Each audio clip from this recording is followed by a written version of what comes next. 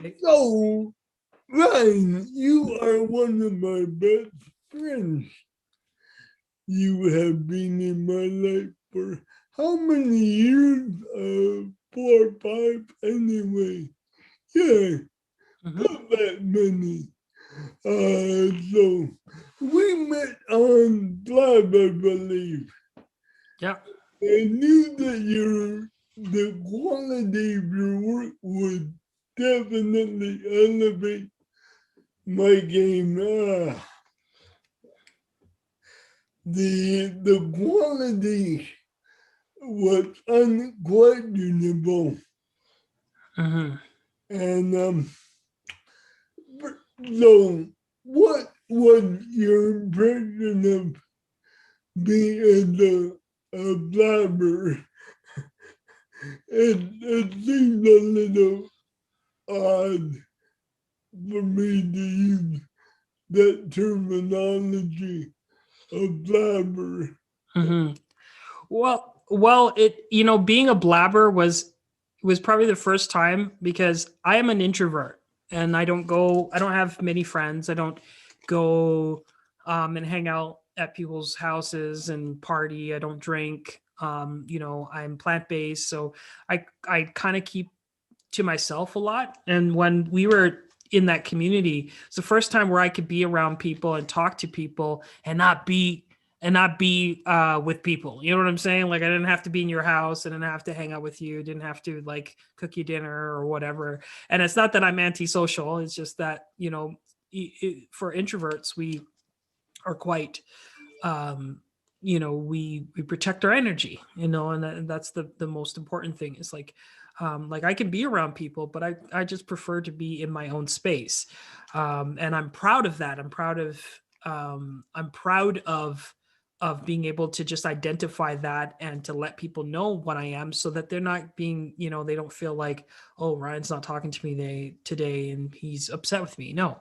But being an introvert and being on Blab was, essentially the most important. It was like a really good thing. And we were all coming into spaces and learning new things and being able to explore people, because I don't think you and I would have been friends hadn't it not been for Blab, right? I don't think that people would have been I don't think like you and I would have like even talked. And it's not because of who we are as individuals. We're not, you're in Kelowna, I'm in Calgary. And I don't think because of Facebook's, and LinkedIn, you don't just fall into somebody, by, with through social media. You have to meet someone through someone in order to meet people like yourself. So Blab was a moment in time. And now they have a new app called Clubhouse. If you have an iPhone, you can participate now, and it's all voice, but it has the same impact, same effect, where people can meet each other and be able to have these conversations. The thing I liked about life was it expanded my reach. I'm the complete opposite to you. Mm-hmm. I am an extrovert. I know this. I know this for sure. Like I flew into Calgary to meet you.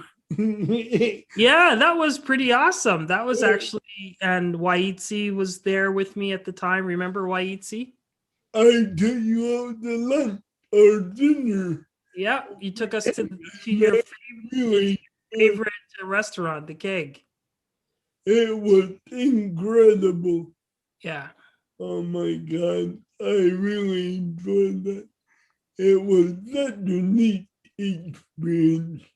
Oh yeah, most definitely. And it was nice to meet you in person. I didn't realize you were tall.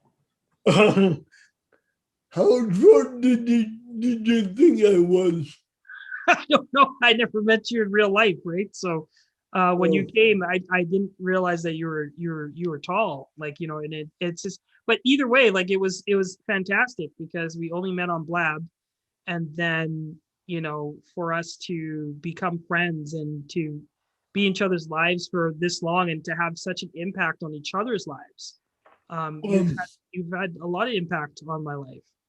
Now, my big push in this uh virtual summit is all about how how we how our how we serve the challenge person. Tell me about your challenges. Well, okay. So let me just, I'm just putting this on my social. Just 1 second. I'm going to cancel. I just wanted to just show people that I'm doing something with you. But my challenge or challenges is that like I first and foremost, I was born out of wedlock. I was a product of rape, and it's hard. Oh my It God. it was hard to it's hard to say, but this is something my mom went through. She had postpartum depression.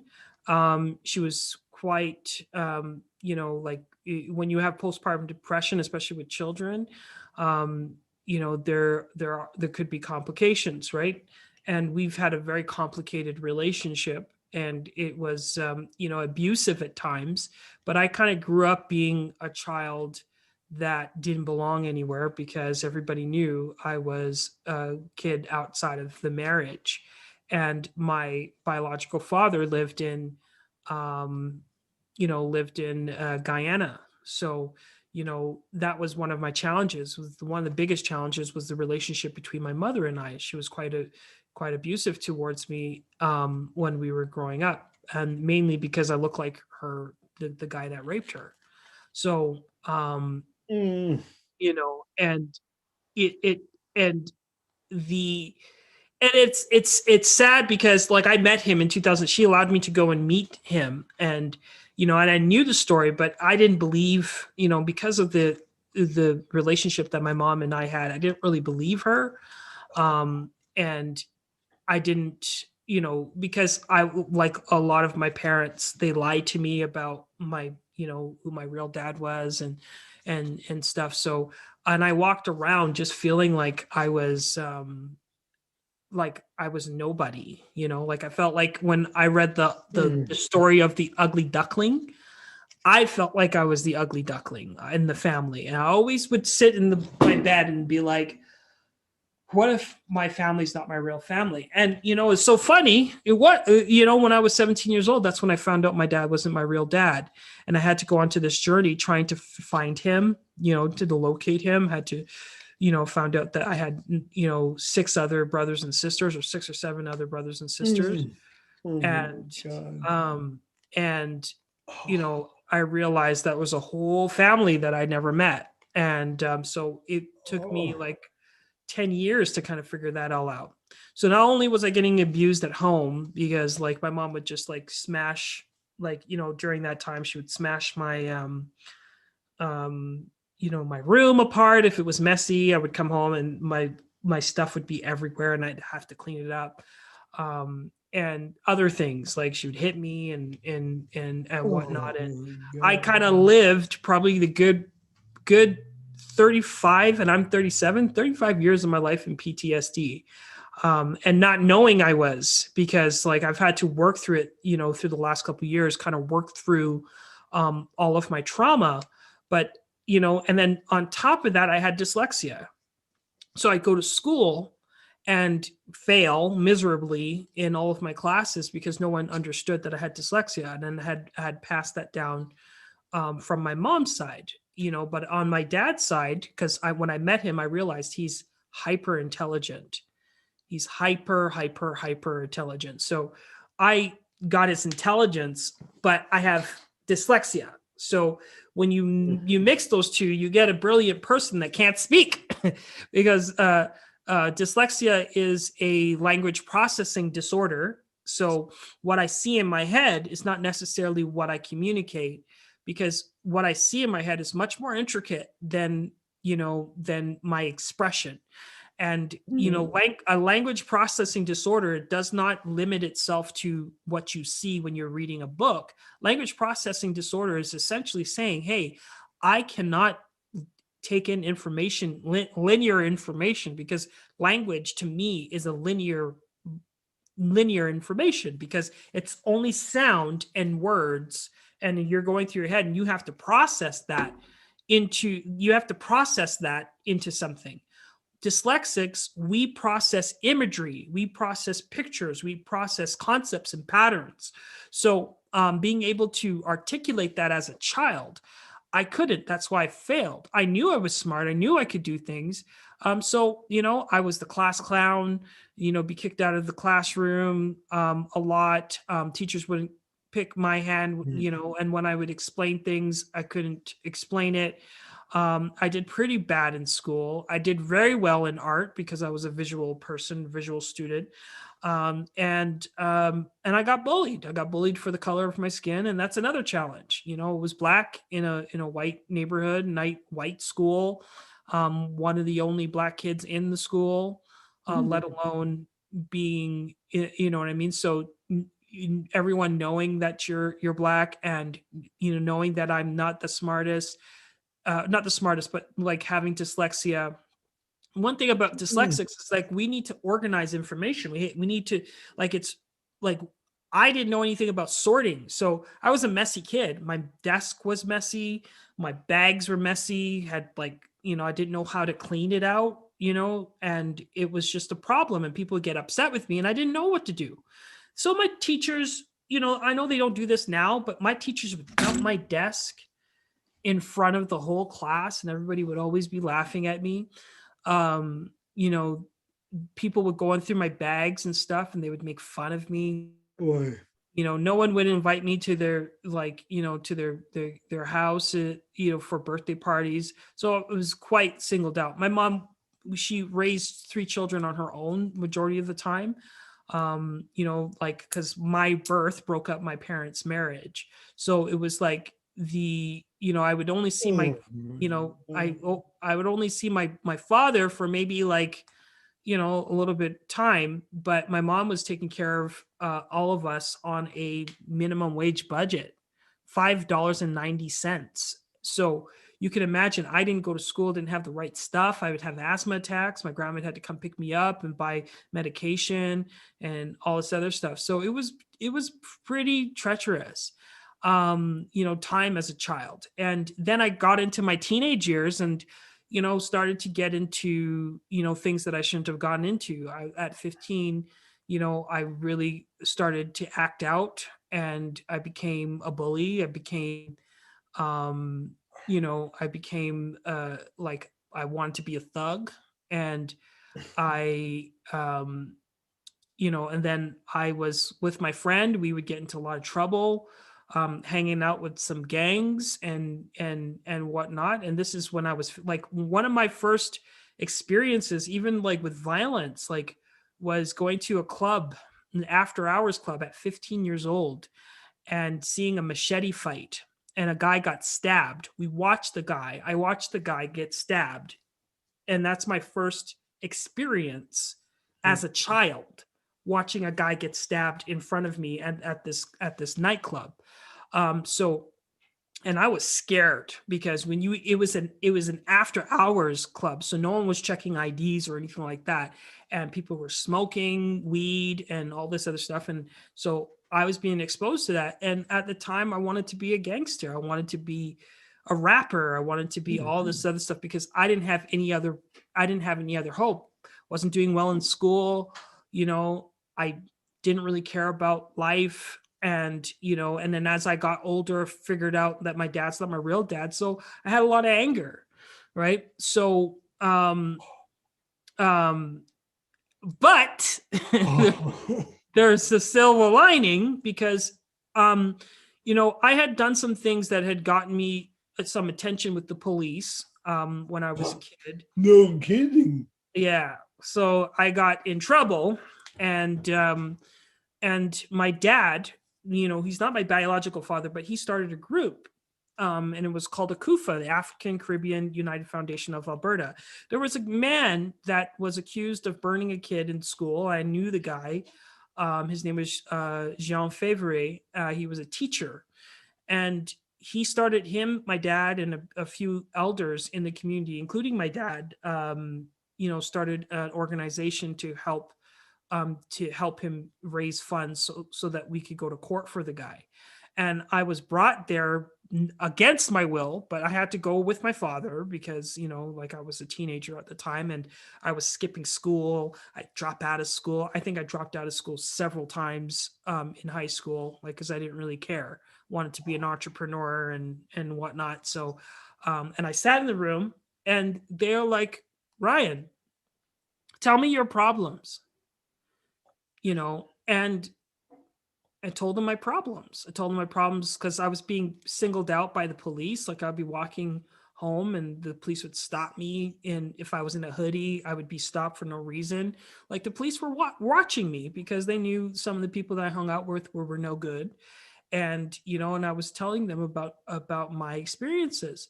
So they said to me, they're like, hey, like, we're going to help you. We're going to help you with some of your stuff. And in some of the cases that I had, those cases that I was dealing with the police as a young offender, they said that they would help me with those. So I was very skeptical at first of who these people were and why they were interested in me. It kind of felt weird because they're not cool. I was cool, and I had my hat down like this, and I was like, I had an attitude and all this other stuff, and but they helped me. They helped me go through that process, and they got me into Black history studies to learn about my people and learn about my people even beyond slavery, but like in Africa, how some of our people were kings and queens, so on and so forth. So I started to learn a bunch of pride.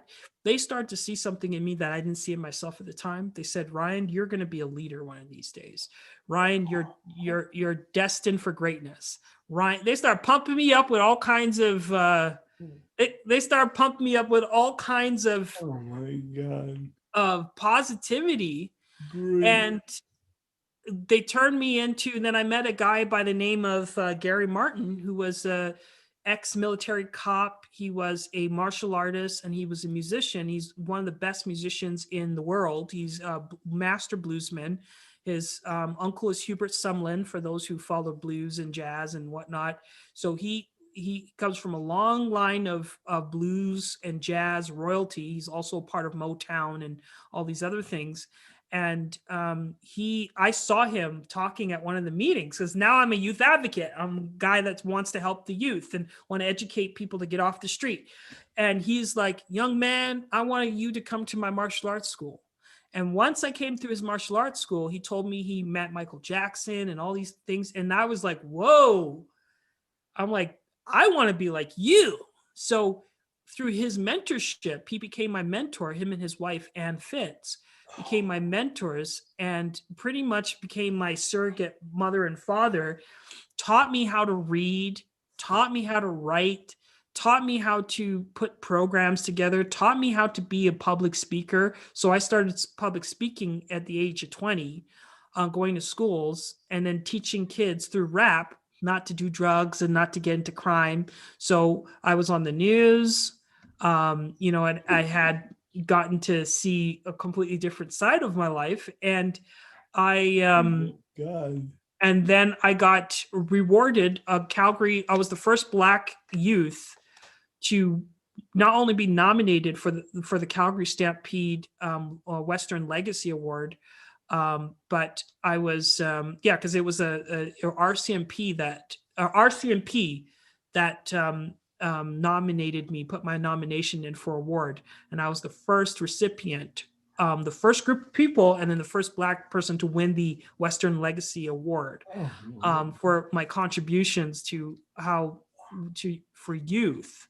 Right. So my whole life changed by just having people actually cared about me. And it's so funny. My parents didn't care. They're like, why are you doing this? Why are you doing that? How come you're hanging out with these people paying your bills? And they didn't understand. Like, they didn't understand. I used to smoke a lot of marijuana and cannabis when I was a kid. Not you.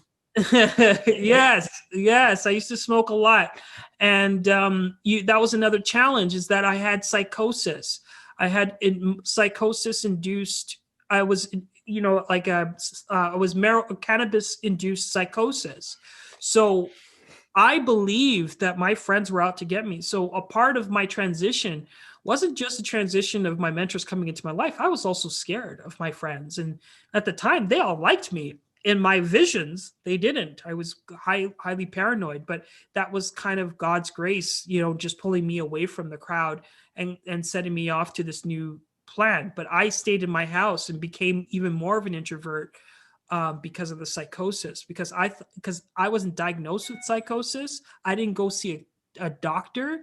I didn't go see. I didn't see anybody. So I thought for a good 10 years that the visions that I had were real. Does that make sense?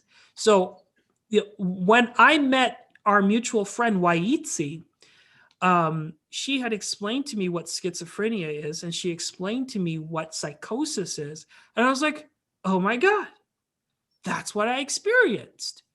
Because that's what I withdrew. Even though I was making changes and going to places, I was scared to go outside of my house. I was scared to, like, while I was doing all these good things and these positive things, I was still afraid of my friends. So, and I thought it was real. I started reading books and trying to figure out how I can protect myself, and how to become an entrepreneur. Because I thought if I made a lot of money, I could stay away from these people and I can run away. And it was all because of visions that weren't real.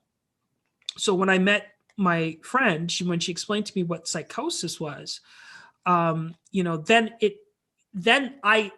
when my healing process started to happen. Because, being able to unravel a lot of the, Oh my God.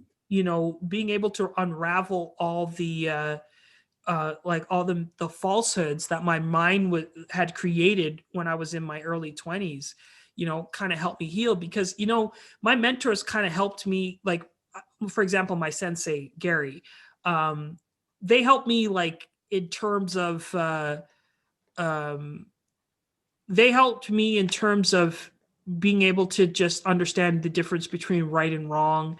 They helped me how to master, like, graphic design. Like, they taught me how to master things and how to become my own man, and how to, educate other people, how to use my story to help people. But they didn't teach me about the inner, they didn't teach me about the psychosis. All they knew is that I was scared. They didn't understand why I was scared, and I couldn't explain it. I did write a journal through that process, and I still have the journal today. And I manifested the person that I would be today. Actually, I put it on my social media. I've manifested, I want to be in a suit.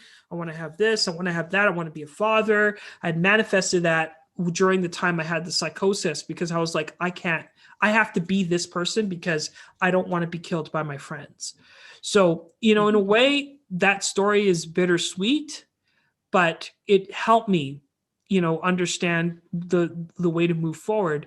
And lastly, working through my challenges in my 30s, that's where a lot of the stuff happened. Like, I had to deal with my mom's, with the relationship with my mom, and we're like best friends now because, because, it's, Isn't it funny? Things go on in circles. mm-hmm. You have to know how, like, because I think it could have been anybody. I could have been anybody. I could have been that guy that was upset and would have hurt my mom. You know what I mean? And I could have been the guy that would have, took his life. Because I think with all the stuff that had happened to me, I think there are times where I felt I wanted to not live. And I think, and it was real. It was real. It was a real concept because, what else? Like, nobody wants me. Nobody wants me part of their family. Even a relative the other day said, I never liked you. I never liked your father. I never liked this and that. And this was a close relative of mine. And they said that to me last year. So it's like, you have to understand, you know, I could have Ryan, been a different person.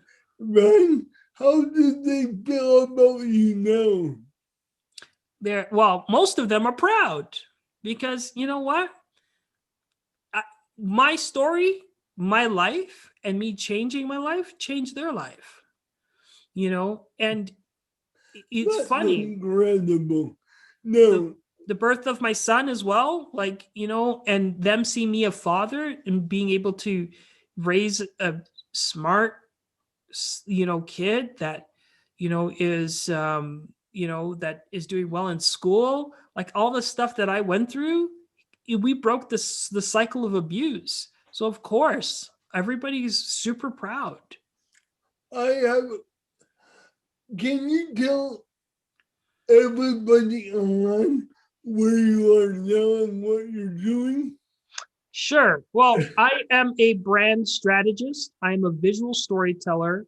I call myself the brand savant. I do live stream production, and I'm a community architect. And what does that mean is that I build spaces for communities to reside.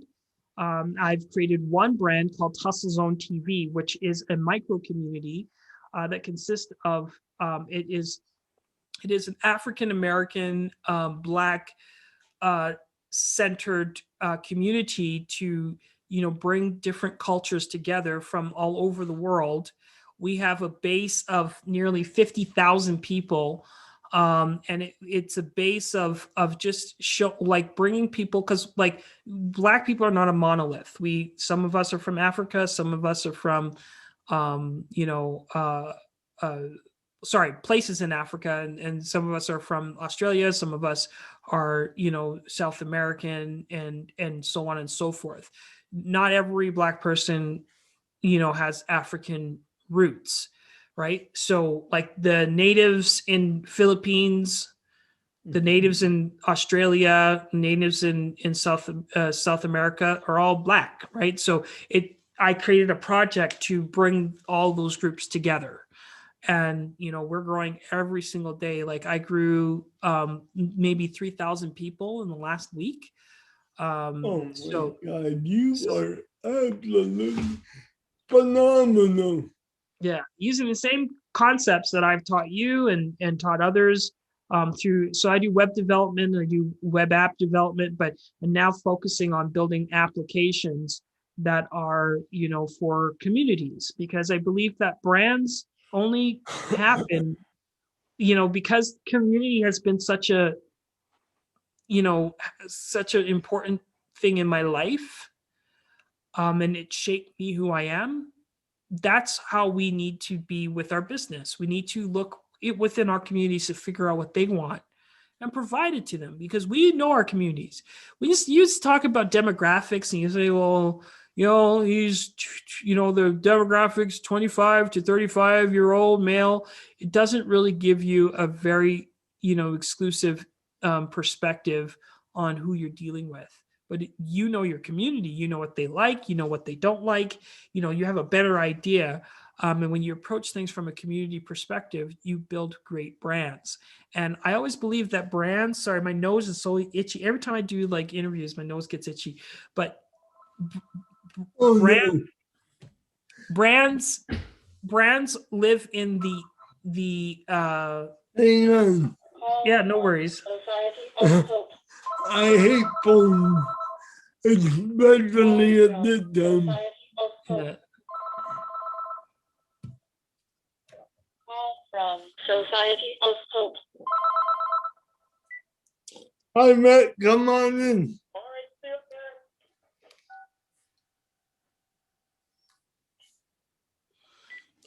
Okay. Yeah. I feel like um brands are in the ecosphere. They're in the matrix, and it's in a brand strategist is someone that pulls that brand out of the matrix and gives it Hold to you. on to that thought for about 2 minutes. 2 Okay. minutes. No worries. I'm having a delivery. Okay, Sorry about that. sounds good. I'm getting a new light. Okay.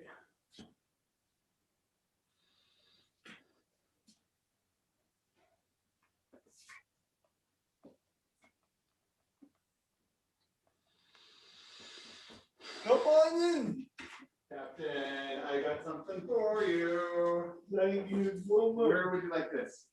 In my hand. There we go, Mike. It was Thank good to you. see you. You party hard, and Monday I got you booked in at 10. I know. It'll be good. Okay, good. And then also coming in that day too, we have Canadian Mental Health is doing a podcast. So I'll be doing it from Spotlight, Okay, good. but they might be good speakers too. Okay. So I'll talk to them on Monday. Great. All right, you have yourself a fabulous weekend. Bye. Thank you so much, Antoinette. I will update the invoice.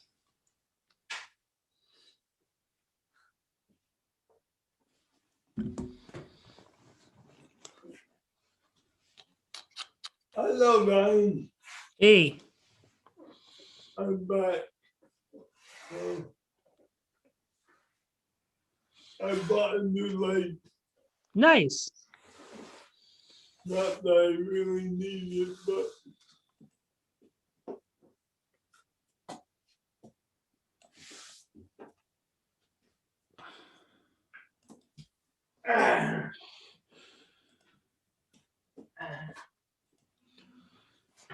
okay, I'm back. So what were you saying? I was saying that I believe that we all live in the matrix, which is a series of numbers, and Yeah. you know we live in a matrix, and great brands live in the matrix, and it's the job of a brand strategist, job of the entrepreneur to kind of discover what that brand is. I don't think that people create brands. I feel like the universe creates the brand. You are just selected by the universe um to bring it to life, because once a brand is born in someone's mind, it's born in everyone's mind, right? And everyone can have a different point of view of the brand, and the brand can live in their minds of how that is. So that's why it's so important for branding, and it's so important to have someone like me in your life, because we try to protect your brand, we give you messaging, and we develop a community around the brand so that people know and understand what it is that you're all about, but they also are benefiting from the experience that you're offering them. So and that's how I built Hustle Zone, and I'm going to do that for other people, for their communities, for their respective businesses, etc. So and that's essentially what I do. So I call myself a community architect, brand strategist, and a visual storyteller. The last thing is visual storytelling. I sit down, just like similar to you, having a meeting with you, and I interview you about your story. I pick it apart, and I try to understand not only your story, but the story of your competitors, the story of your demographic, the story of your community, how you were raised, what sparked the idea of the business. And then I try to ask myself, what is the universe trying to tell me about this person? What is the universe trying to tell me about this product? And kind of put together a succinct brand so that everyone can adapt to it and follow it. Like, look at your background. Your background's purple, and it's peach, or like beige. And when we created these concepts, because I've created, obviously helped you with your branding. This background looks so good on you, because when I was coming up with colors, I was taking your photos and trying to pick out, like, what would be the best color for Michael. How can we soften his look and make him look, make him look like a star, make him look like someone you can trust. I didn't invent the brand.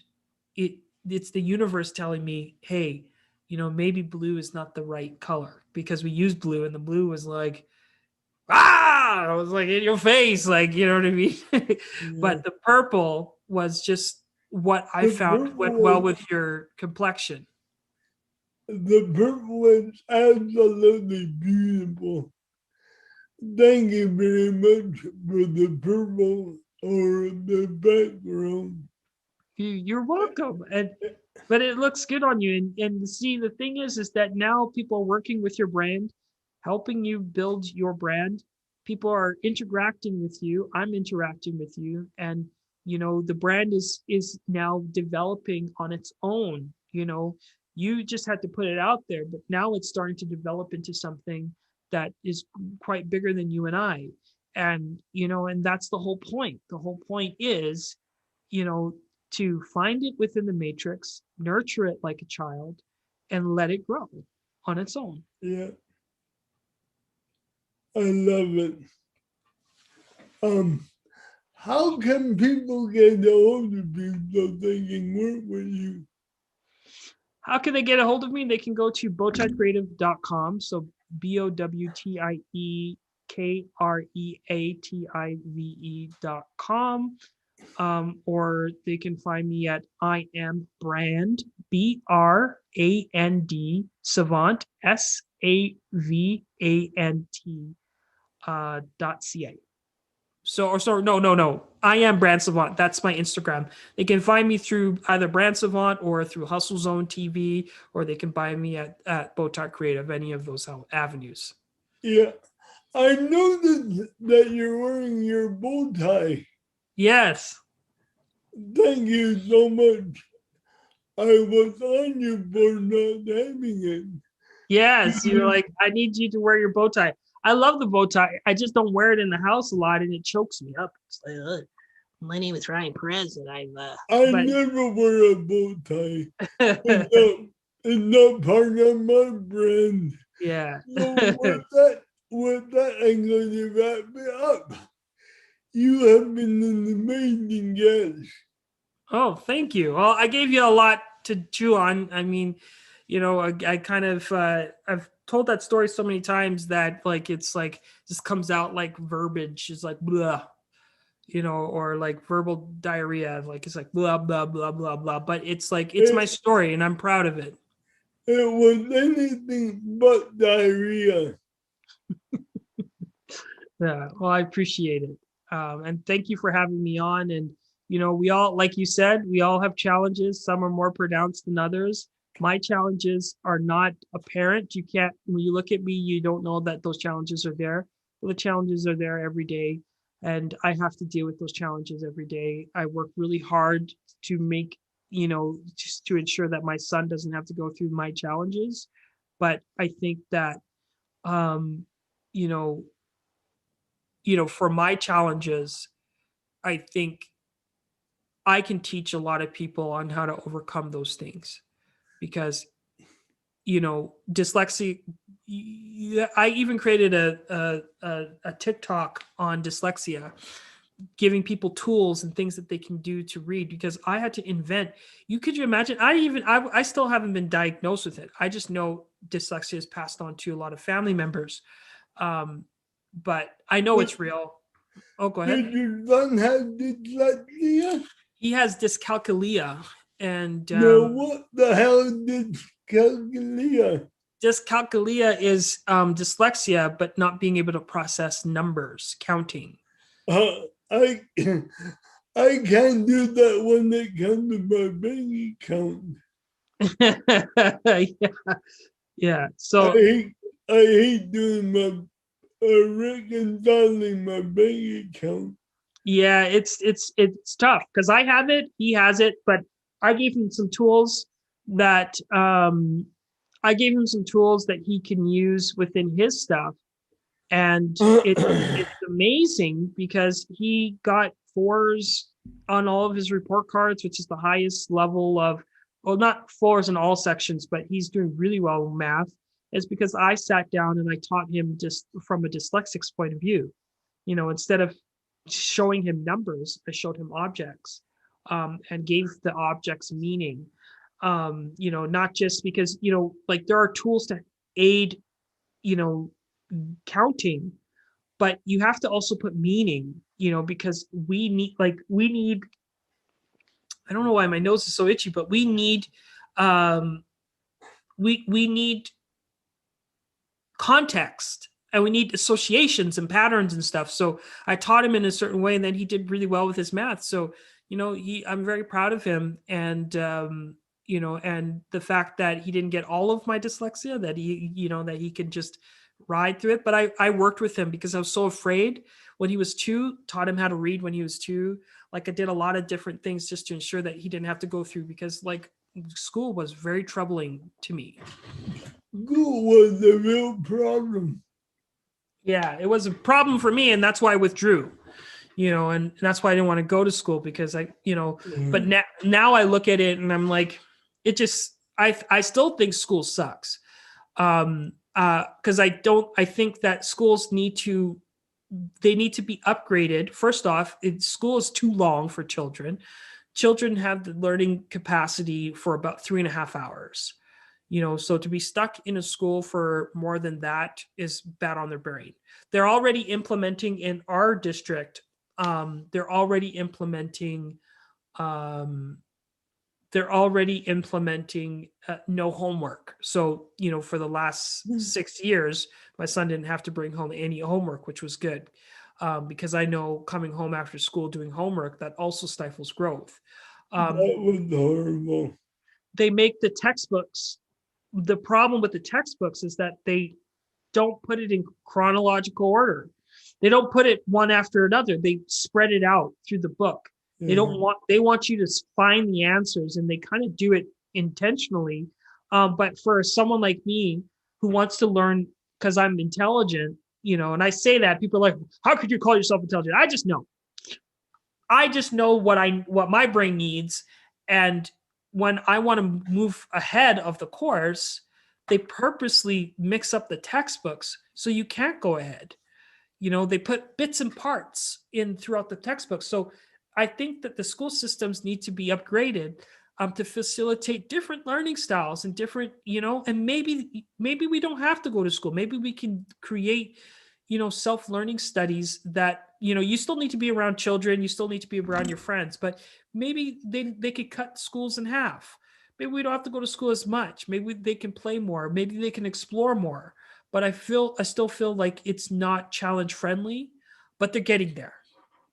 It takes a while for school systems to upgrade and to do the research and implement things, because like this is something that's state run, right? But it's schools are not challenge friendly. Well, at this point, I'm going to cut it off. Thank you once again. Thank you so much for having me on. I'm going to cut the recording off. Okay. Thank you very much. You're welcome. Have a great day. Okay, thank you. Did I give you enough?